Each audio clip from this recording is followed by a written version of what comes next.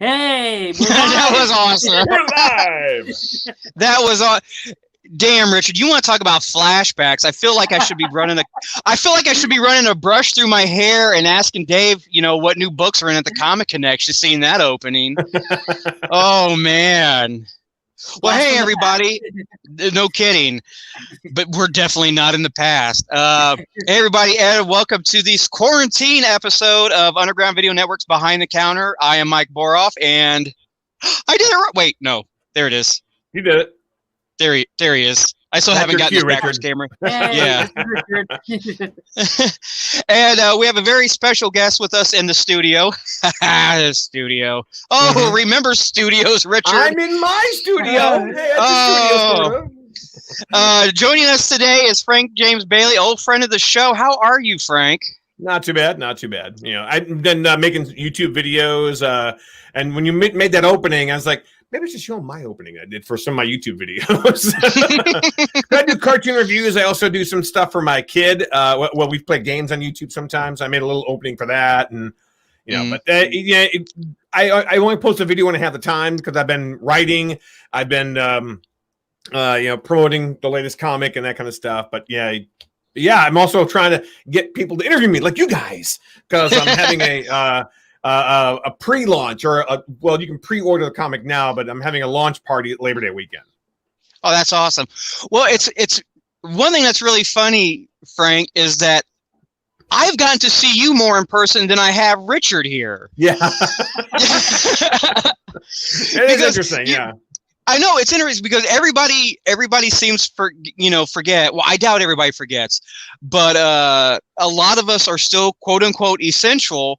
Mm-hmm. And we got to have our day hustle, and it's just, and it, we all have the dream that one day we can do this and make a living off of it. But until that day comes, we're still gotta pay for the broadband service, and it's just weird that your world and my world intermingle like that, and it like I think it was like one of the first or second times because everybody rightly so, when they're at work is wearing the mask. And I've had it happen before where it's just like, is Mike? Right? Mike? You? Right? Yeah. You look around, Exactly, yeah. So yeah, I've legitimately gotten to see you more than I've got to see Richard, but I'm happy to see I'm happy to see that you're gainfully employed during all this. I will tell you this. Yes, I am gainfully employed, but I recently, the past week or two, I decided to switch positions where I'm at because I was working somewhere where I was working like 6 hours a night, like 4:30 to like 10:30 at night. I wasn't really getting a whole lot of stuff done with my comics and whatever else I needed to get done. I have a friend of mine who wants to go into business together with selling soaps and stuff, and I'm going to be the voice of this soap. Oh, that's awesome. So, but again, we hadn't been able to talk that much because I'm always at work. Well, I'm at work. Yeah, that's why you see me more often, because I went from one place to over where you work, and I'm only working like 3 hours a night. So instead of working 6 hours a night, I'm working 3 hours a night. So it's another way of sort of slowly transitioning out of that real world job to more doing this. I still have a job, just not as many hours. So it gives me more time to do this. Yeah, and that's the goal right there, is to slowly, leave the real world behind. I think that's something we all could aspire to right now. So it's been a week. Real quick to catch up, Rich, how have you been doing during all this? Tomorrow's graduation. Awesome. Yeah. Now, I remembered I was setting you up for that. What exactly did you take in college and stuff? Yeah, I was doing art and technology at The Ohio State University. Okay. So we're having our virtual, like this graduation tomorrow, but we don't get to chime in or anything. They just, I don't know how they're actually going to do it. I watched the one in the spring, and they just had like the announcer or the person doing the talking and stuff. It's some NBA basketball player or something that graduated from Ohio State that's going to be talking. So I'm just going to tune in, watch what they do, and then say, well, I guess I graduated. Rich, I had seen something. They haven't done it yet. I absolutely love this idea, and I shared it with a couple friends that I know along with you that are graduating. They graduated high school and they're graduating college. You know, all those, they call them like the pass the mic challenges, you know, and I've done a cosplay one, you know, where it's just like you hold the thing up to the camera and then, you know, poof. They were doing a pass the tassel. And it was somebody would, you know, the person would come onto the camera, they would do the tassel turn and then put, you know, it up to the camera. And then the next person would put that, you know, theirs on and do the same thing. And it was over and over again. And I saw this, I'm like, I thought that was really beautiful. Mm-hmm. Well, at least I know I probably graduated because the app on my phone turned into the alumni app this week. So oh shut up. That's dope. Now you're alumni. Awesome. It started playing Carmen, Ohio, and next thing I know, it's updating to the alumni. So it's like, I guess I really graduating Sunday. That is one of the most indicative things I've heard about living in the future now is you just got your graduation notice via an app notification. Yeah. Boom, you have mail. Boom, you have a voicemail. Boom, you've graduated. You have wait.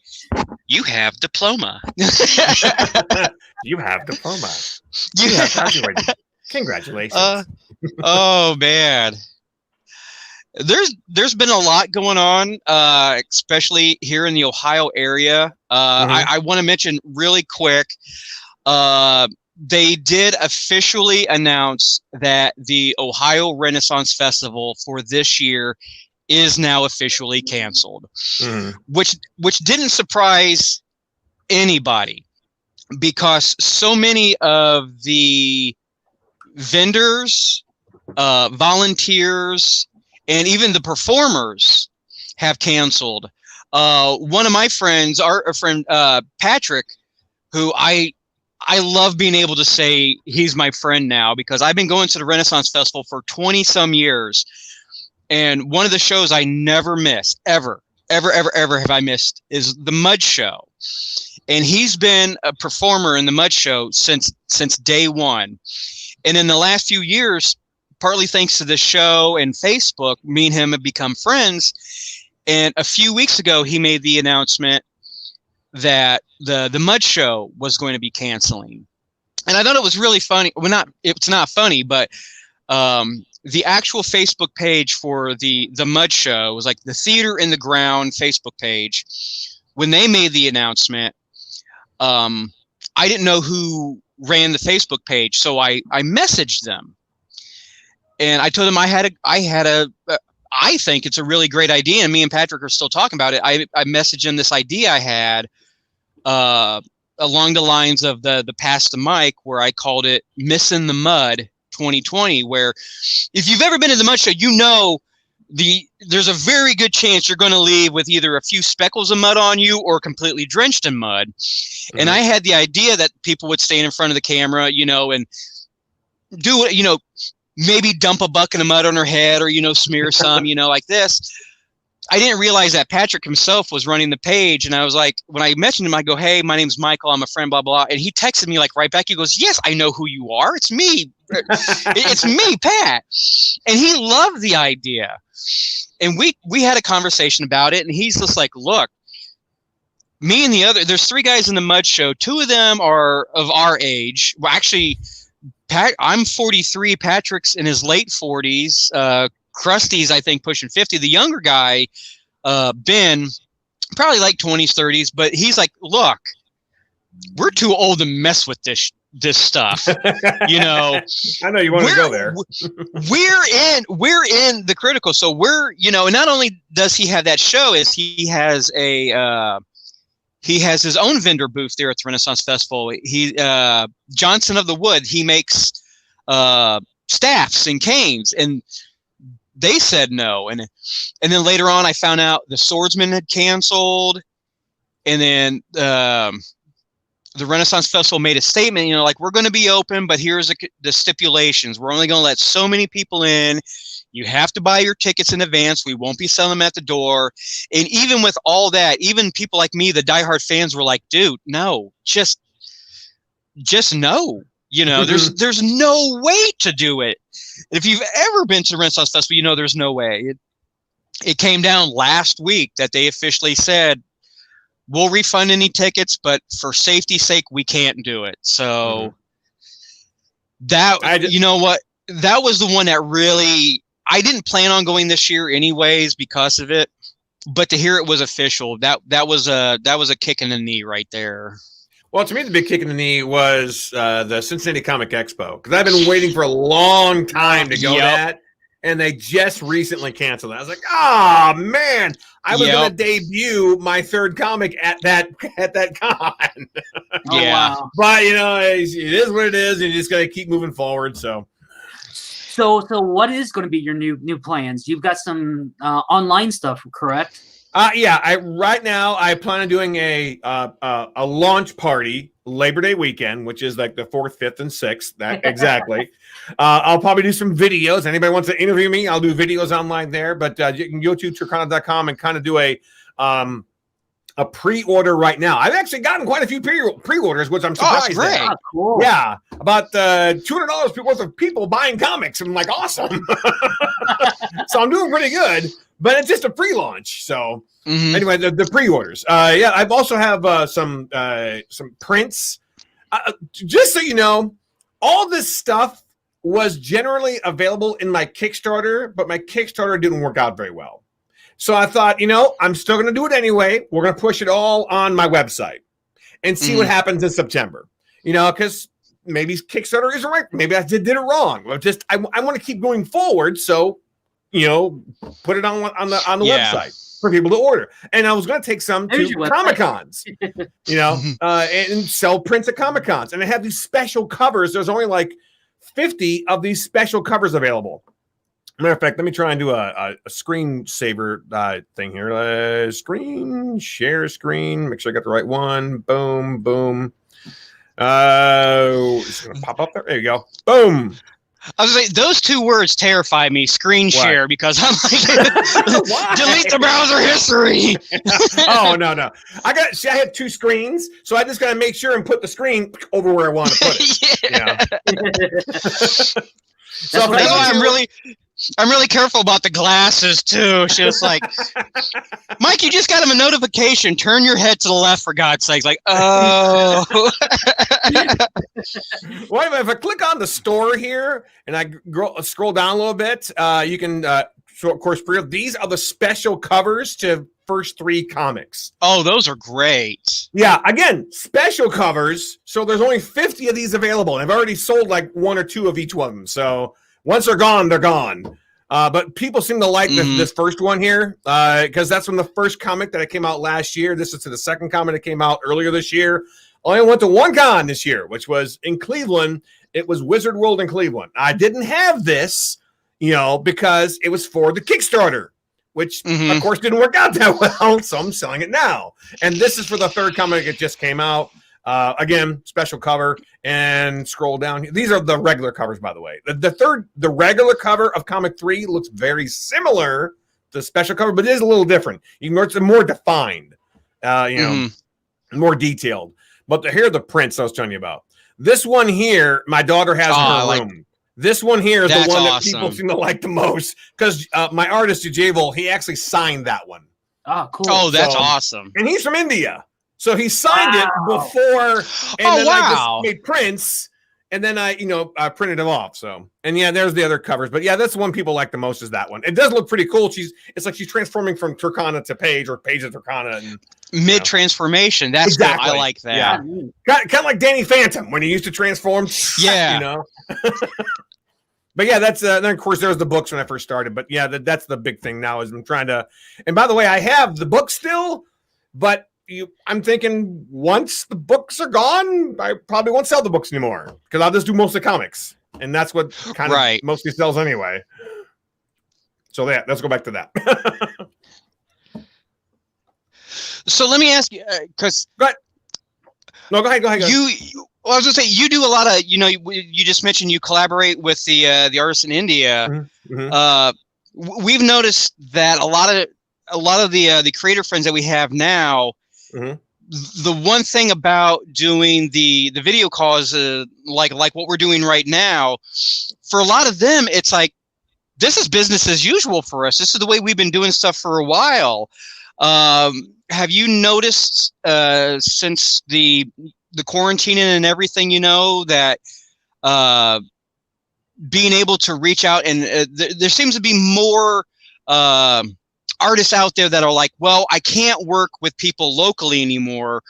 We're going to put our stuff out there more, more available. Have you noticed that? Have you been in a position where you've gone to look for a lot of artists that I go to and see at Comic-Cons? Now, again, I'm not an artist. I'm a writer and also a voice actor, but that's beside the point. But I just write and I tell him that here's what I want in the picture and stuff. Matter of fact, we're currently working on the fourth comic out next year. It's about 10 pages into it. So yeah, again, keep moving forward, keep the story going. So anyway, I noticed a lot of other my artist friends, they do these drawings on Facebook, a lot of them on Instagram. Instagram is a big one for drawing and stuff, but mainly Facebook. Have a Facebook like page or something. There's other ways of, like, YouTube is another way of showing your artwork and stuff too. And I have noticed that a lot of more artists are drawing stuff on Facebook or Instagram or YouTube. They're trying to get their artwork out there, because before they were at a Comic-Con, before they were here trying to promote themselves. Well, now they can't go anywhere, so they're doing it on YouTube or on social media. With me, since I'm just a writer, I want to think of something that's entertaining for my YouTube channel. So yes, I do my cartoon reviews. Yes, I talk about Turkana, but I also play video games with my kid. And I was wondering, I was curious. I was going to show you. Hang on here, let me pop it up. Wrong. Whoop. Hang on here. Back it up. This is a recent. Oh, come on. Boom. This is a recent opening I made for me and my son when we do a boom right there. Share. There he goes. Yeah. Okay. This is an opening. Okay. This is an opening I made for me and my son. So when we do a video game video, this is what I made for us.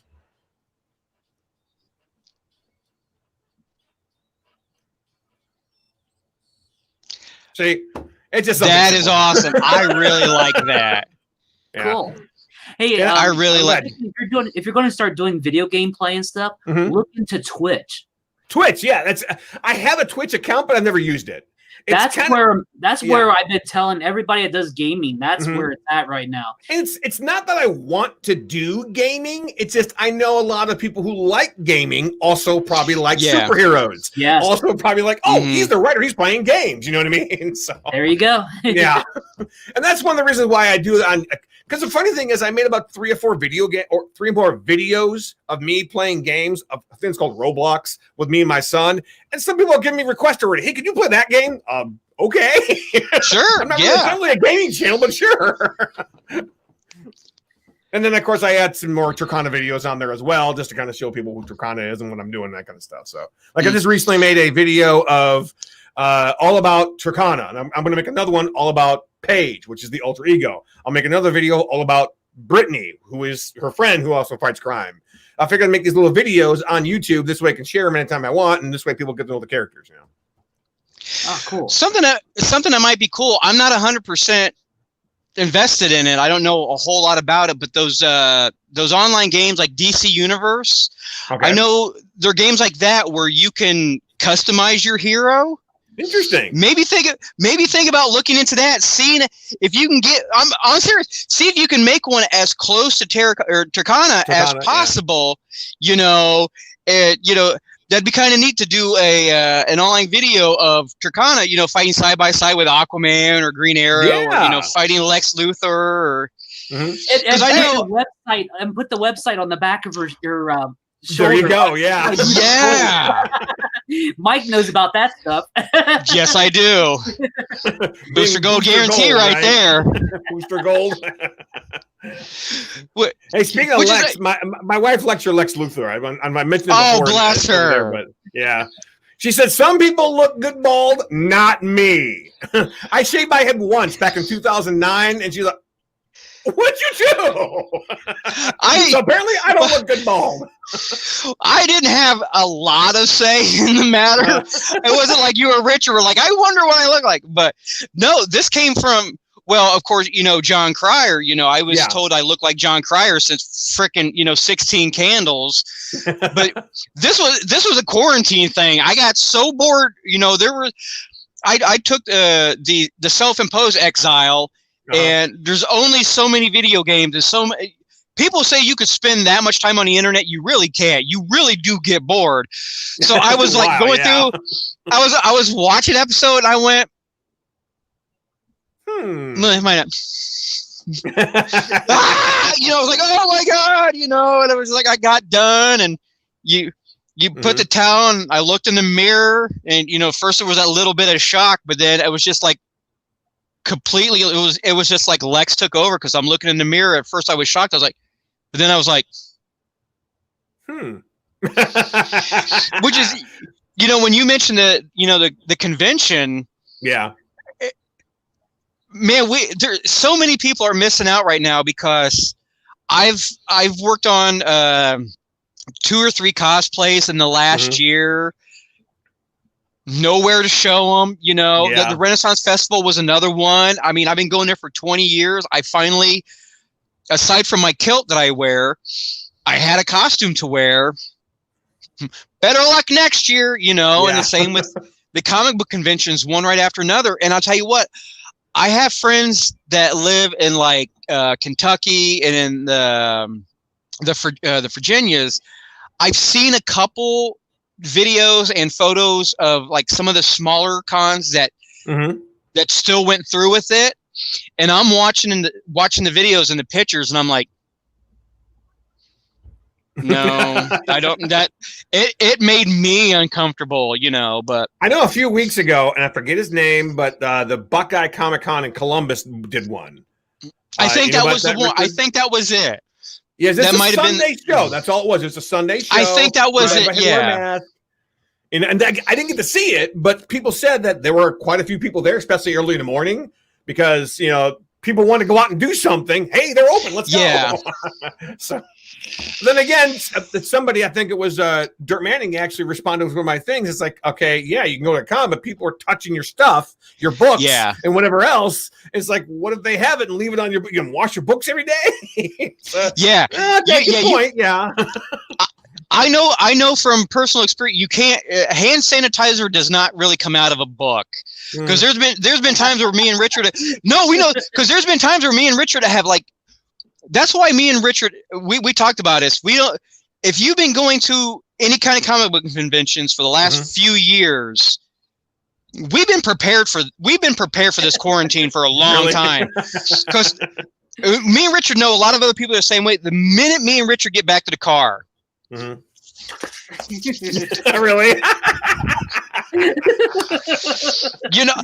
And I've made the mistake a couple times. And I've made the mistake a couple times, where you get that hand sanitizer and it's still just a little tacky, and I go to read, I go to grab a print I just bought, and I'm like, oh no. It didn't ruin it, but that thumbprint will be there forever. So yeah, he's absolutely right. I mean, you can't sanitize paper or a comic book without ruining it. So, but it should die in 3 days off the surface. You just put it away. Yeah. But like I said, how are you going to do that? Don't touch that book. Yeah, even if it's, you can touch that one. Yeah, even if let's say it died in less than an hour. Hypothetically, let's just say it died in less than an hour. You still going to wash your books every time somebody touches them because the next guy can touch them? So even if it died that quick, you're still going to wash it up anyway. I don't know. Plastic bag. Yeah, exactly. Glove. Yeah.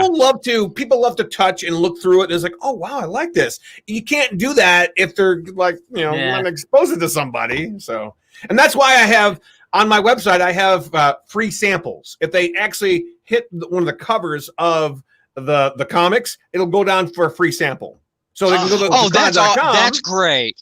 And the third comic is actually the first 6 pages. It's a 28-page comic, and the first 6 pages are a sample. That's awesome.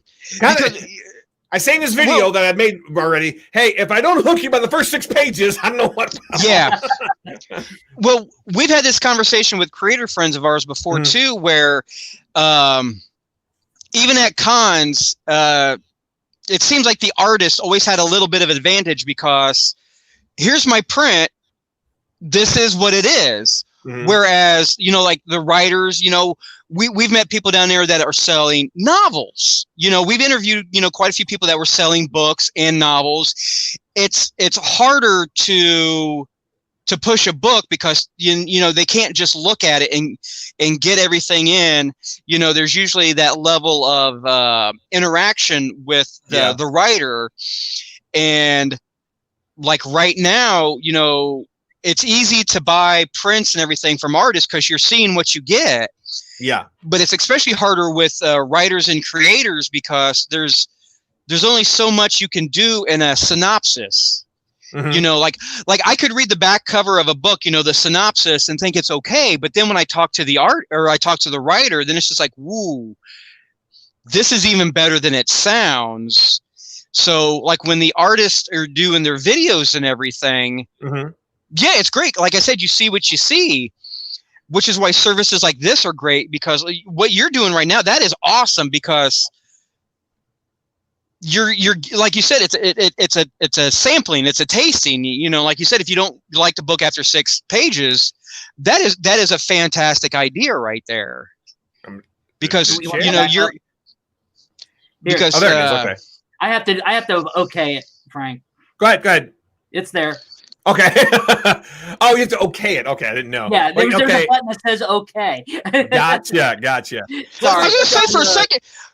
I gotta say for a second, Richard, I thought you were being because all I heard was, "Hey, it's okay," and I'm like, "Dude." Yeah.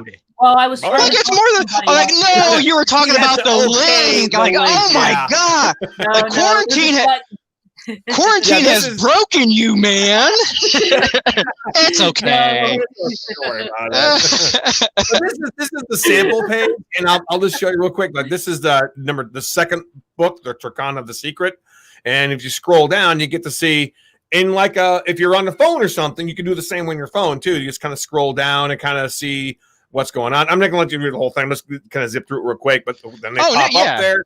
Then she's, you know, after these 2 people that robbed something, and that's it. That's like the first 4 pages. You know, and that's great. That's the sample of comic number 2. Here's one coming again, sample page, and just so you know, in this book, which is Who is Thea Beaumont, they find this person named Adam trying to shoot him with this goop gun. I think, Richard, you have the comic. You bought the comic from it. Yes, yes. Yeah. So they try, and then the very last words were, who's Thea Beaumont? Because he mentioned this Thea Beaumont girl. Well, number 2 here has nothing to do with Thea Beaumont. Number 3 does. So now we find out more a little bit about her. Because, as I scroll here real quick, Thea wants to see you. We don't really see her. Oh. She's kind of a mystery still. And that's the way I want it. To say, who is she? You'll find out later. Keep reading. You know. So and that really the black guy there, his name is Burmese. He has a snake around his neck, and he can mind control you if he looks at you. Oh, nice. Well, real quick, just in case anybody who's watching isn't familiar with Turkana, could you give us a little history of the character? Oh yeah, they started off as 3 illustrated novels. The first one came out in, well, technically late 2015, but I took all of 2016 to promote it. And I make this video recently. I'm going to post probably tomorrow. That's probably the one little mistake I made, which was I was so ambitious about this one book that I went to like so many different Comic Cons and probably wasted too much money going to cons and going to hotel rooms. I got this book, but you learn, you live, you learn, you push on. So. Anyway, the first book, she's a female superhero, and she's from a distant planet. She tried to save her dad and her brother. Basically, she took them away from her evil mother. Her name is Medea, and they kind of left this planet, and they came to Earth, and she became a superhero. That's the just simple part of it. But now she was great. Yeah. Well, great too is she's younger, right? She's like a teenager. She looks 15, but she's actually 150 years old. She ages 1 year for every 10 years on Earth. That's great. So because it looks like go ahead. Well, I was gonna say that's great because you know, to being that, you know, like you say, first of all, the concept of looking younger than you are strikes a chord with me, being a huge Doctor Who fan. Okay. But it's great to see, even though, you know, she's in actuality, you know, 100 years old, you know, that she look and is perceived on Earth as a teenage girl. That's a really great market. Not even a market. That's a really great, what's the word? Group to aim for, you know, because audience. Thank you, Richard. God bless you. Right there on the tip of my tongue, because, you know, we're old school. You know, we're not going to lie. You know, we grew up reading comic books. It was a very male centric, you know, older male centric books, and it's great to see that audience. Thank you again, Richard. You know, is having attention paid to it. It's great to see a character that young girls can look up to. Now, I have noticed that there are more cartoons putting forward more female, you know, positive characters, which is great. Yes. I just hope this can join that eventually too. Right. Oh, right. Yeah, that's right. You're trying to market it as a cartoon, I would love to. And matter of fact, I did talk to somebody who was from Hollywood probably about a month ago, and he was like, well, you know, gave me a lot of pointers, a couple of reality checks, but, you know, other than that, it's like, okay, I see where you're going with this, you know. So, yeah, it was pretty interesting. It was kind of like the guy's been making cartoons for a long time. Nothing too predominant and established, but he has been making cartoons for a long time for different networks and stuff. And plus, he was a writer for different things. He doesn't really draw. He's more of a writer like I am and a creator. So it was interesting to get his perspective on things. And he's also helped creating Magic, the card game, on Netflix as a show. That's so it's like I got this professional's opinion about something. So it's really interesting. Because I was just going to mention that the quarantine is horrible. We all agree on that. But for people like in your situation right now, where you want to see your creation made into an animated series, it might be a godsend, because I've read a lot of the articles. A lot of places like Netflix and Hulu and them are looking towards animated shows, because there are things that can be made isolated. You know, you can have these animators work from home. You can even have, well, you know this, you can have the voiceover work done from home. All this stuff can be done remotely. Whereas TV shows, you know, live action, you know, those have almost come to a complete halt. I forget his name, but the guy who created Phineas and Ferb. I saw an interview with him on a California radio. Swampy, yes, Swampy. He did an interview. That's the only reason why I remember that name. You don't forget the name Swampy. Yeah. They did an interview with him recently at some TV station out there, and he recently finished the Candace Against the Universe, which is going to come out in August. I know.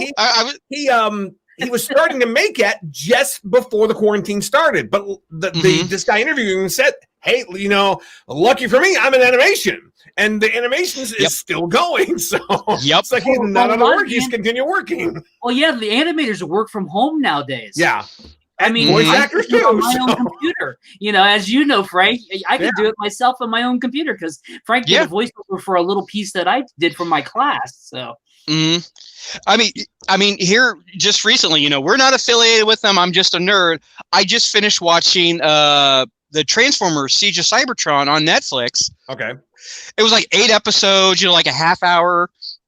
Phenomenal. Richard will do a whole thing about it. Okay. But even stuff, especially like the computer animated stuff, there's nothing stopping that, you know. And let's be honest, most animation is done on computer. You know, you don't see the hand drawn, cell painted, you know, stuff very often anymore. You know, it's all done on computer. So, you know, the animators and, like you said, the voiceover actors, when you look at their quote unquote studios, like when they go to work, it's just like their studios, just in the same building. So all they're doing is just taking their studios and moving over here. And I mean, everybody still was like, hey, send me that file. You'll email, this animator will email the file to that animator. What difference does 2 feet and 20 miles make, So I have noticed when I've listened to the trailer for that Phineas and Ferb movie coming out, I have noticed that I think it was either Ferb or Phineas, one of the two, didn't quite sound the same as they did before. But I'm thinking because he probably did it from a home studio and not the Disney studios, and everybody was exactly the same. And like, okay, you can have a professional studio, but if he has stuck at home, he has to have his own studio. So it probably sounds like, to the trained ear like me, I notice it, but I bet you anybody watching it probably not going to notice. Because I've noticed a lot of the podcasts that I listen to.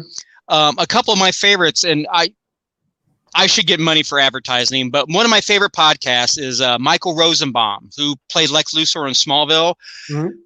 I absolutely love his podcast. It's an A1 podcast. He used to do them not live, but he used to have, people come to his house. He had a little thing in his basement with the 2 mics. And since the quarantine, he's done them much like what we're doing now. Okay. And even there, you can, even just listening to it, you can tell the difference between, he always sounds the same because he's still using his same microphones and everything. But for the guest, you can tell the difference. Like this person he's talking to is probably doing it like I'm doing it. And it sounds fine. But this other person, they've probably invested a little bit in a microphone. It's the same service, but you can tell the difference in quality. It's like going from this to like a voiceover mic. So I'm pretty sure that's probably the same thing. He's as fancy as a setup as he has, it's probably still nothing compared to, what the mouse is rolling out there at, the Magic Kingdom. Yeah, exactly. All right, before I drop my screenshot here, I wanted to show you something else that's kind of interesting. I got some new people doing fan art here, which was, I am completely humbled and blown away. By the way, that one right there is my daughter. She drew that. And there's more fan art from different people. This girl, Martha here, she actually made a pop for me of Turkana. Shut up. That's awesome. And I have it on my back wall there, but it's real small. I can't see it, though. But yeah, it's my back wall there. And these are other people that just drew Turkana. And I'm just blown away by some people who really like her that much. So, I mean, I'm completely humbled and like, wow. And again, I've wrote my first book back in 2015, spent all of 2016 promoting it and been making more books. Now I'm making comics. One of my favorites is this one, though. This guy named Robert. And it looks a little bit like Kim Possible, but I think he's actually a Kim Possible artist. He does like parodies of Kim Possible. So that's why I like a little bit. But as you can see, everybody has their own style. Like this one is a totally different style. And this one down here, I met this girl here in Fort Wayne. So everybody has their own little style, and I like how everybody has their own little thing of way of making Turkana in their own little way. So I was on that. This is the My Little Pony one. That's awesome. So I'm really okay. Wow, awesome, cool. So I will say this, Frank. We have a lot. After doing this show for years, we've got a lot of friends in the industry. I will say this, Frank. You are the first person who I've ever seen have their property have fan art of their character. That is awesome. Really? I'm really desperately trying to think of anybody. I mean, honestly, Rich, if you can, I can't think of anybody off the top. Huh? I'm not sure, but you do share that on your socials on Tuesday, correct? Yes, every I have social media outlets, which is basically the Turkana Facebook page. It's just Facebook/Turkana. But my one that I like the most is the fan club. It's the Turkana fan club, and I have a sort of a regular routine of when I put things on it. Like Mondays, I post a video. Tuesdays, I post fan art. Wednesdays, I try to help people who are going to comic book stores. So I have these different memes with Turkana. Hey, check out this comic book store. Check out that comic book store, that kind of thing. Thursdays was me going to other Comic-Cons, but I'm not going to Comic-Cons. So I decided to use the characters, and I'm like, hey, this is Paige, Brittany, and so-and-so when they went to an amusement park. Or this is when they went to a water slide. My artist drew all these characters, all these pictures a long time ago. So every Thursday, it's like, oh, yeah, he drew this a long time ago. And it makes him look really more real. They went to a water slide place. Oh, they went to a pool and Brian threw a water balloon on so and so, that kind of thing.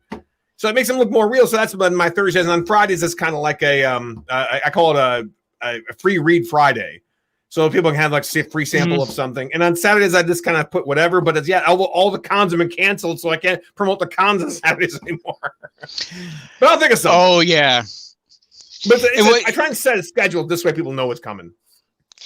I'm sure you're in the same boat because we talk about missing cons and everything too. It's bad enough missing all these shows, but that's the one downside to like Facebook and even Instagram does it, where it's like, here's a memory from last year, and you're like, exactly, yeah. Now here's a memory from 3 years ago, and I'm like, man. So I share. I like those memories popping up to say, my yeah, so young. That's nice. I like that kind of stuff. But you're right. I just recently, like I said, I haven't posted it yet, but I recently made a video where I'm thinking, I'm an outgoing guy. I like to talk to people. And even though I'm doing this with you guys now, because I've known you guys for a long time, and I do it with other people too, people can tell that I talk a lot. I'm a very outgoing guy. I like to tell my story, but it's kind of hard to do that via video. It's kind of hard to do that if you're in front of somebody and people can see your reactions and your enthusiasm for a certain character. I like your reaction. I'm going to check out that book. It's different when you're in front of a video. And you're not just talking to them. So, but yeah, that's one of the reasons why I miss cons, because I'm an outgoing guy. I like talking to people. It's funny you mentioned that too, because another one of the podcasts I listen to, his name is Greg Proups. If you've ever watched Whose Line Is It Anyways? But he's a stand-up comedian. Yeah. And he's been missing, his shows. He's got a great podcast, but he does stand-up. He started to do a thing through he'll self-admit it, his wife really set it up, but through like a Patreon where he's been doing satellite stand-up, where through his Patreon for like the top subscribers, he'll do like 2 or 3 shows, but he will legitimately do stand-up from his living room. The one picture I saw was, he had the TV up on the wall, and he had like, maybe it was like 10 to 15 people where he could see their faces, and then like down here, you could see himself just so, he was oriented. They were not muted, but he was doing his stand up to these 20 or 30 people. And, you could hear the laughter, because I listened to the podcast of it, and it was really weird because I hadn't seen the video yet, and I'm hearing him tell jokes, and I hear people laugh, and I'm like, what are you doing? You did not go somewhere. Then I saw the video and I'm like, that's genius. People are finding ways, but you're absolutely right. Because even he had said it's still completely different than being there in front of people. And to see somebody's face, even that big on your screen, as opposed to seeing them in real life right in front of you. Yeah. It's still a very different dynamic, but that's the one thing this pandemic has really shown us is that the technology is there. We adapt. Exactly. Yeah. The technology has always been there, but people are using it more. People are seeing what's there. Exactly. Yeah. I want to give a little shout out to my daughter. Even though she was doing cosplays of Turkana for a while. I remember. Yeah. I remember. That was now. And if you heard of My Hero Academia, I'm sure most people have. Yeah. Well, she's really into My Hero Academia now. She's 13. She's a teenager. So she's kind of moved on from Turkana, which I totally understand. When she was 7, this whole thing started. But yeah, she wants to cosplay and go to, she was so into, or so wanted to go to a Comic-Con and cosplay as somebody from My Hero Academia. So, but no, we can't because they're all kind of canceled. They're all gone. Yeah, well, we'll do some next year. So yeah. But yeah, she's getting into cosplay stuff. Well, don't feel too bad because one of the things I remember this from a few years ago. I think it was like Mark Ruffalo or somebody was on one of the late night shows, and they've got kids. I think it might have even been, if I remember right, it might have even been Robert. I think it was Robert Downey Jr. Okay. And Conan or somebody asked him about how their kids react to it, and he just went real stone faced, and he goes, "Captain America's her favorite." So so don't take it personally, because if somebody that's even like on the Iron Man level, if his kids even want like this other person, it's your dad. You're never gonna it doesn't matter how famous you become or how many millions of people highlight. You're still dad, and you're still Yeah. Millions of people love you, but I still think you're a dork. I did something dorky with her today. It's like, I'm a lovable dork. I said, yeah, you're right, Dad. I'm a lovable dork. Yeah. Oh, believe me, I don't have kids, but I've got nephews and a niece, and I'm at that age now where my nephews are having kids, and for me, I'm Uncle Ant-Man. My one great nephew, Cashton, he just turned 6. He's never not known me to not be in costume, and he loves it.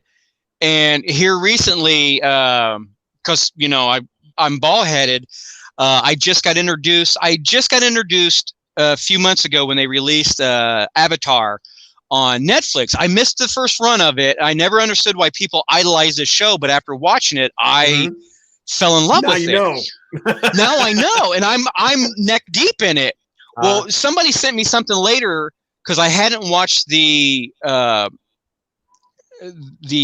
sequel to the show, The Legend of Korra. Yeah. Yes. Somebody sent me a picture. Somebody asked me, have you watched that yet? I go, no, I haven't seen it yet. And they sent me a picture. It's coming. I know. I can't wait. Yeah. Because I paid for the first season. But they sent me a picture, and I didn't notice, but Aang grew up. Aang grew up and got a beard and the bald head and the arrow. And I went, crap, that's going to be on the list. And then I found out, well known as a little kid one, but people know it. Yes. Yeah. but my nephew's wife, Allie, told me that Cashton absolutely loves Avatar. Okay. So I went, bought like $5 worth of, little cosmic body paint or whatever. Drew a little arrow on this bald head, smiled. Okay. I sent her the picture, and she told me he went nuts. Mm-hmm. So it went from Uncle Ant-Man. It might be becoming Uncle Aang here pretty soon, but believe me. But I definitely get where you're coming from. Yeah. The guy who created Avatar, I forget one of the writers there, Eric something. I forgot his last name, but anyway, he created a show on Netflix called The Dragon Prince. And if you haven't seen that one yet, you got to see that one too. That's really, really good. And that's on my queue. It was there's only been 3 seasons, but apparently they're going to make a saga. So it's going to be like 7 or 8 seasons now. Oh. They just told people about that, and the online panel of the online Comic-Con from California with what they call it. Comic-Con International or something. It was just a month ago. But they had these online Comic-Cons, and the big one was, apparently they're going to make a saga. And they had all the voice actors, like we are right now in a little loop here, but they had like all the voice actors and some of the producers. And the guy who created it says, Netflix has given us the go for a saga. And they're like, what? Really? Now I got to get to work. But it's a cartoon, so people can draw it, and they can work from home. So exactly.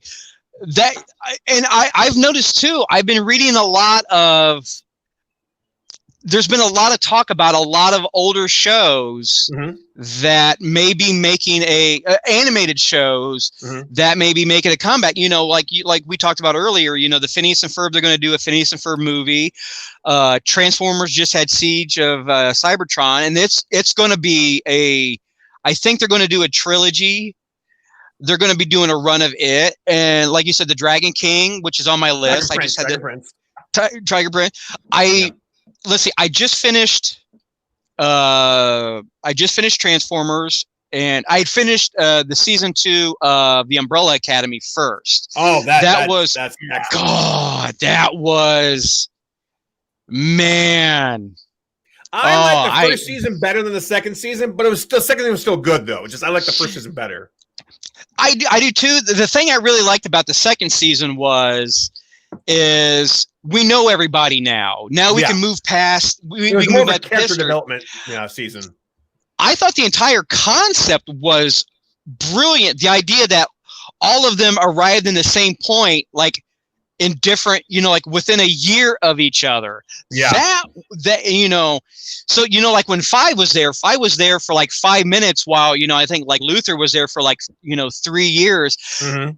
That was really interesting, and I was really impressed by that. Have you seen the whole thing yet? Have you seen the whole second season?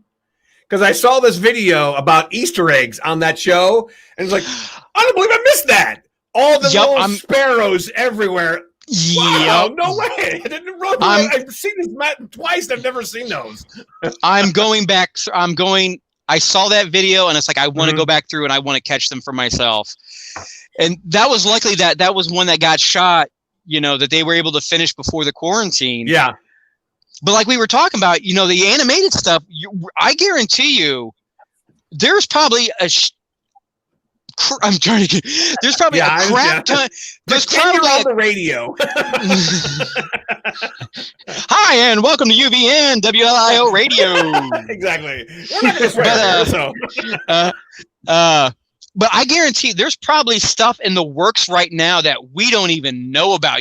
I'm sure. I guarantee especially when when fall comes, when it's like right now we're doing the social distancing, but you're still able to go outside, go for a walk, ride your bike, go, do stuff like that.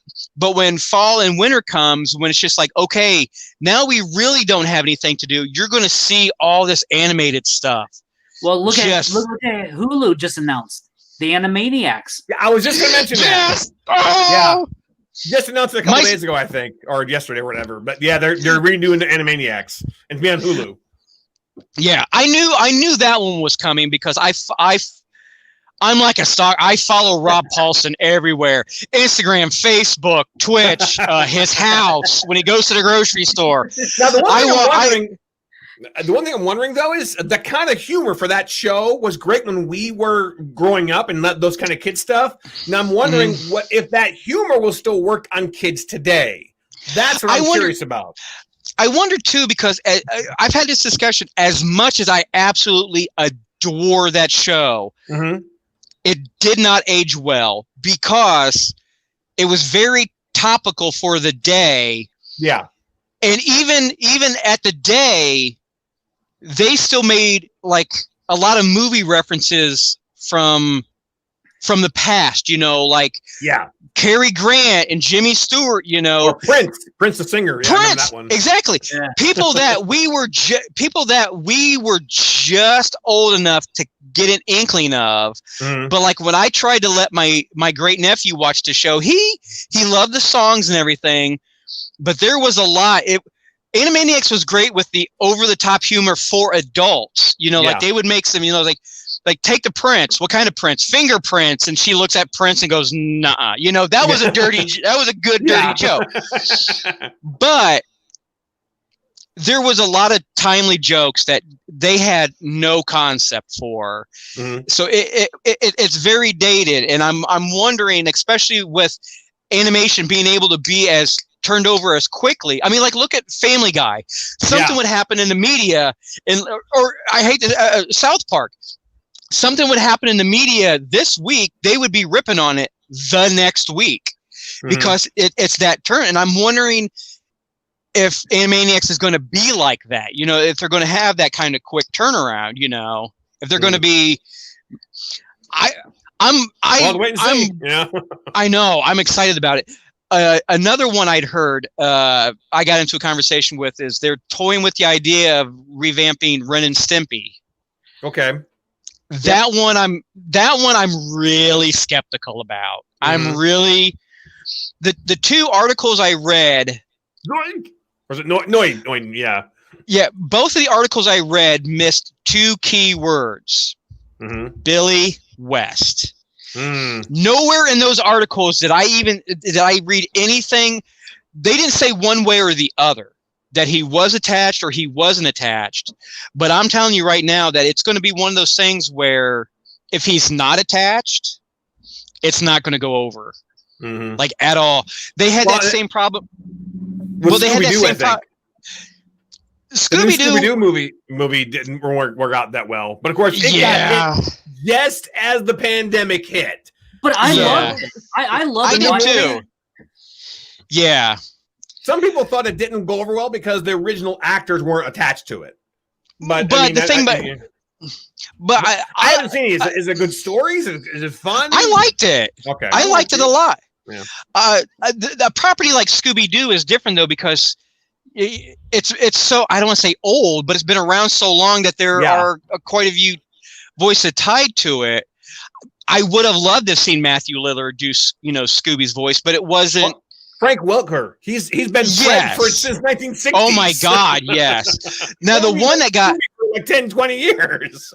The one that got hammered was when they tried to redo the Powerpuff Girls. Yeah. And when word got out that they didn't even approach the original 3 actresses, that show tanked. I know. It got so much bad publicity because all 3 of the actresses like, we would have done it. They didn't even ask us, So I'm wondering, like I said, that and Ren and Stimpy just seems like it was one of those shows that it was like lightning in a bottle. Yeah. You know what I mean? It was, I got a feeling like they got away. That was another show that was first show during a very more innocent time where a lot of their humor went over the kid's head and the parents were like, oh my God. Oh, he shouldn't be watching that. So I'm wondering, how they're going to get away with that now, being that everything's a little bit more. Well, the funny thing is, back then they didn't have shows like Family Guy, Rick and Morty, and that kind of stuff. So there wasn't any cartoons that were actually targeted toward the adults. It was just cartoons for kids, but we'll have some small jokes for adults. Now there's cartoons for kids. There's cartoons for adults. So there's no sense. There's no reason to do that. So will Ren and Stimpy be more of an adult thing, or will the Animaniacs be more adult or kids? I don't know. Because another great example is on the DC Universe, Harley Quinn. Yeah. Oh, I knew I've seen a lot of different pieces of it. And I'm like, that's awesome. I want to see the whole thing. I talked to a couple friends who have kids, and they were all like, I'm really glad I watched it first. Because right out of the gate, the first episode was like F-bombs and like. But have you seen any of the rest of the series though? Yeah. Okay. Yeah. I haven't seen all of it yet, but I have seen bits and pieces, and I was told that the writing and the story is really good. It is. It is legitimately really good. So you can swear and have these adults do these things and still have a good story. That's the whole point. And the thing about it is, though, if you know the character Harley Quinn, it's like the comic books are the watered down version, and the animated version is what Harley Quinn would really be like. The idea that Harley Quinn doesn't regularly drop the F-bomb is ludicrous. Because especially once you hear her, start swearing, you're like, this is Harley Quinn. This is Harley Quinn. Yeah. This is who she, you hang around with the Joker for a while, you're going to be dropping some MFers here and there, Oh yeah, don't have the kids anywhere. Put them in the backyard. Put the headset on. Don't let them But it is a great adult cartoon not adult cartoon, but for adults. Yeah. But it is legitimately really good. Over is what they call it, but exactly. Yeah. Yeah. And what she does with a ball bat in that is for real. Oh yeah. Like I think I've seen the very first episode of the first season when Joker threw acid bombs and people's like, faces are melting. But that's what he could do. Yeah, because it seemed like everybody that was watching it in the show, it was like startled and shocked that they're seeing this as like you said, like you see this guy melting, like, oh my God, like, yeah, it's acid. That's melting. That's the Joker. That's the Joker. Yeah. That's so what he would do. Oh. So yeah, I went. Yeah, we're at an hour. Yeah, I know. We should be wrapping. That's cool though. Hey, if you want to keep talking. I mean, I'm here for you. Okay. But we should wrap it up here soon. But I love if everything went as you would like to see it. Speaking of the animated, what do you think your vision would be to see it as an animated show? Is there any you know, do you feel like more teen, like the style is what I'm looking for? You know, what kind of style would you like to see? When I originally concepted this idea, that, well, it'd be great for Disney or Netflix or something. But as my daughter was watching My Hero Academia, and I'm like, okay, there are some characters on there who swear, but not very much. It's a great storyline. You see these arcs going throughout the entire story of My Hero Academia. I'm not saying I want to turn My Hero Academia, but as a while I was thinking, you know, maybe it should be like more of a kids thing. But after time went on, I'm thinking, you know, if one of these characters had more problems that are in the real world, it'd more or less be like an adult thing, like okay, what if this one character was gay but had a father who was, you know, very much against that, and she had to deal with it all the time. You know, that's more of a thing like for 14 and over. Or, you know, just let's say one of them swore sometimes. You know, right now it's not that, but I can see myself easing into that. Because after all, these characters have been around since 2015. I want them to grow a little bit. And if they're more or less tied to the real world, or at least people would do that in the real world, I can totally see one character doing that, but Turkana or Paige would never do that. She wears a whole bodysuit. She covers up all the time, you know. She's like the female version, like, you know, Captain America. Don't swear. Hey, don't language. Yeah. Frank, I have a really great recommendation for you and your daughter. I think both of you will really like this. And it goes along with what I think your style would be perfect for. It's on Netflix. It's called Kipo and the Age of the Wonder Beast. Yes, I did a review of that recently. Yes. A friend of ours, Katrina, she had posted something on Facebook about it. And I'm like, it was one of those things where it's like, I'll give it an episode. It didn't seem like it was like my style, you know, but I watched the first episode, and next thing I know, it's just like, I adored it. Yes. She-Ra is fantastic. And I've seen that last episode, the last season, like 4 or 5 times. I think the first time I saw it, I almost cried. Because it's like you follow these characters. I don't care if they're gay or not. You follow these characters and you get invested into the show. You're like, oh my God, she loves her so much, you know? Yeah. And you love it when you see these two characters together finally. So that's kind of what I want for Turkana, to people to follow the story and follow the characters and get invested in it. And like, oh my God, I want them to keep together. Or that, you know, that's what I really want for my Turkana. And I really hope for you. With comics, you can't do that fast. That's all. Exactly. Yeah. I really hope for you, because the great thing about, you know, I went to the comic book store today, always advocate safety, 6 feet apart.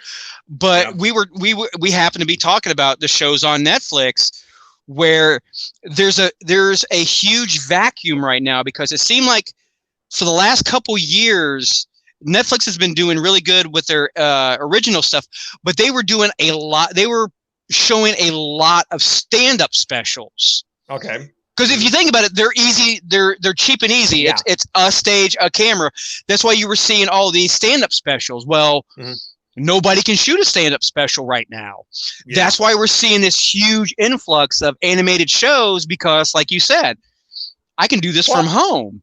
So I think, like, right now, Netflix and Nickelodeon kind of combined, I think, or one bought the other, or they're doing some kind of team up. That's why you saw Avatar: Last Airbender on Netflix, and that's why we're going to see Korra on Netflix, because until next year. Until next year. Yeah. Okay. But CBS is going to relaunch their CBS All Access. Oh, so all this stuff is going to be on Netflix just until the end of the year, or till the end of next year? Yeah, sometime next year. It's just to get you hooked on the animation, because they're adding the Nickelodeon stuff to the CBS Access, because they're gradually moving it into that. Yeah. So watch it while you can, right? Yeah. But again, Netflix does have great original shows too, like they really do. Tipo, so yeah. And I don't have HBO. Was it HBO Plus? That's where you're going to watch Max. Yeah. Okay, I have Roku, so you can't get HBO Max on Roku. Right. I'm in the exact same boat as you are. It's just. Well, they had the new Looney Tunes on, And those episodes, I love that little series that they just did. I mean, it's kind of watered down a little bit. You know, a lot of people saying there was no guns and stuff. Yeah. But it's this generation. And as with the Animaniacs, this might be how they're going to approach the Animaniacs, because I did like what they did with these 12 episodes. And it was because it was like they went back even further because they're like even smaller ones packaged together as a half hour. Yeah. Which was you just like which was like the old series. Yeah. Oh God, it was right on the tip of my tongue. Another one. I lost it. I'm out. I withdraw. I withdraw. No, there was. Oh, I know what it was. The Muppets. Muppets Now on Disney Plus. Okay. I was really skeptical. Man, don't you touch my Muppets. I really liked the show when it came out. You know, I thought the concept was kind of neat. You know, Miss Piggy had her own show. I watched the first episode of Muppets Now, and I really liked it. That was another property that they Disney bought into, and or I hate to say it, but repackaging. But they did a really good job of it. Another show you should probably check out on Netflix is a Glitch Text. Ever heard of that one yet? Ooh, I haven't. It's a video. Yeah, it's a video game cartoon where these kids are basically trying to get glitch. These video games are glitching, so they have to go get the monster that came out of the video game, and it's a really good, well-developed show. And the guy, his name is Eric, but I forget his last name. Anyway, I messaged him on Facebook and kind of like told him because I was always wondering, hey, if I ever sell Turkana, they're going to change her blue hair. And he told me in a message, write the story first, and then because after all, if it's like Batman or Superman or Wonder or whatever, if it's already established, they're probably not going to change it that much because people know that character. But if you're trying to create something new, write the story first, and then the character, because he showed these concept arts of the characters, and I think it looks nothing like the character now in the cartoon. But of course, that's how they do it in animation. Of course, I have already a property, so maybe they won't change her that much if I ever do sell her to a network. Because after all, can you imagine Turkana without blue hair? I mean, come on. No. Exactly. No, That's what people love about her. There's her long blue hair. So it's almost iconic. When I did go to Comic-Cons, people would notice that sign. Hey, that's Turkana. They would notice that because it's the same one I've done throughout the past 5 years. So people notice her right away. And that's what I want. So get ready to wrap this up, Rich. Okay. Frank, where let everybody who's watching the show know where they can find you at. Since we can't see anybody in person anymore, where can they find you at all over the social media? Well, first of all, you can go to Turkana.com, which is the website where you can find Turkana. You can also read some of the samples of the comics by clicking on the cover to that comic. Plus, I'm doing pre-orders now for the launch party, which is Labor Day weekend. That's when I put all that's when the third comic comes out. Technically, it's out now. I mean, you can pre-order it, but I'll ship them all out after Labor Day weekend. There's special covers to each comic, or all the comics. The special covers are $10. The regular covers are $5. There's prints also, like I showed you earlier. Like the prints are only $10 each too. I have a way where you can just click on, look, I'm going to add that to my cart. Add that to my cart. It's real simple. So yeah, Turkana.com. Plus, speaking of Turkana, I also have a Facebook like page for Turkana. You can go there, click like page. But I also have a Facebook group called the Fan Club, which obviously you guys know that I post fan art on there. I post videos on there. Throwback Thursday to some of the characters and stuff. So yeah, I do as much information as I possibly can on that Turkana page. But if you want to find me, and again, I share the stuff on my social media as well. I'm also on Facebook. I'm also on Twitter. I'm on Instagram. And it's really easy to find. You can practically just go to Google and put in Frank James Bailey. Hey, look, there he is. I've been doing this for the past 15 years, so I have a very good internet footprint because before I did this, I was doing voice acting. So, and I always had to make sure that people knew who I was, where I was. So, yeah, you can same thing with the YouTube channel, Frank James Bailey YouTube. Oh, there he is. So, I'm on YouTube as well, making little videos. A lot of times for Turkana, but I also make videos for my son Mason, or with my son, we do video game things, and of course I make cartoon reviews, that kind of thing too. So, but yeah, that's where you can find me: YouTube, Instagram, Facebook. I'm on LinkedIn if you want to go on LinkedIn too, but I'm not there as much as I used to be. I think we're friends on MySpace too, aren't we? Yeah, MySpace. Yeah. But I also know there's other networks like DeviantArt for artists. I'm not on that because I don't do art. So, and there's other networks. I'm on DeviantArt because that's where I post. Yeah. That's where I post a lot of my photos and everything on. Okay, so yeah, I use the ones. Matter of fact, my daughter is on TikTok. I don't use TikTok, so. You kids and the ticking and the talking. I don't know. Yeah, kids. In my day, In my day, TikTok was 11 o'clock. That guy, you beat me by half a second. God damn it. Hey, I need to hit the alarm to stop the TikTok. Oh, God. Absolute delight. Thank you for being on the show. Richard, can you tell us? We talk more about pop culture stuff than we did Turkana, but that's okay. That's cool. It's fun to talk to you guys about that kind of stuff. Oh, yeah. Anymore, like me and Richard talked about, it's like when it's just me and Richard, it's like if anybody watches, that's fine. We don't care anymore. We're just doing this so we can tell each other. Oh man! So speaking of which, Richard, where can everybody, aside from where they're watching it at right now, find us out on the internet? Yeah, undergroundvideonetwork.com. That's our main site. There it is. You can go there and see stuff. And a little secret, scroll down a little bit. If you haven't seen these yet, I've added these. Shut up. Is that Coulson? That's Coulson. No, it's actually. I know. I know it. Dude, come on, I know. But yeah, and on there you can find all our links to all our socials. It's right there at the top. Just click on there and just find where we're at. You're on YouTube, right? Yeah, we're on YouTube, and now we're actually streaming tonight on YouTube and Twitter because I checked both feeds and both feeds worked fine during the show today. Excellent. So I'm very happy. So from now on, we'll be on all three socials. That was the technical version.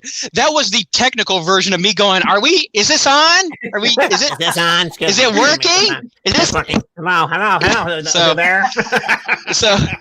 So Frank, thanks a lot for joining us. No problem, we hope everybody out there is staying safe and sane, and we'll talk to you guys again real soon. Take care.